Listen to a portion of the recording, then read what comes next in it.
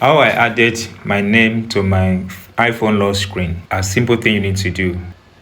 There's a simple hack I want to show you guys so that you can add your name to your iPhone when you load the screen. Here you swipe down from the control panel, you have it here guys as Jasper. So to add your name to the lock screen on your iPhone is super easy. Tap on the settings icon. Then scroll until you get to focus. Tap on it. Now you can see under focus, I have my name and others here. So to add a name to your iPhone's lock screen, tap on plus icon. Then tap on customize or custom. Now provide your name here. Let me put on as Junior. Then you can select any color that suits you. Then pick a logo. Then tap on next. Or tap on next, it comes out like this. You see that Junior is here, silence and others. Then tap on this customize focus.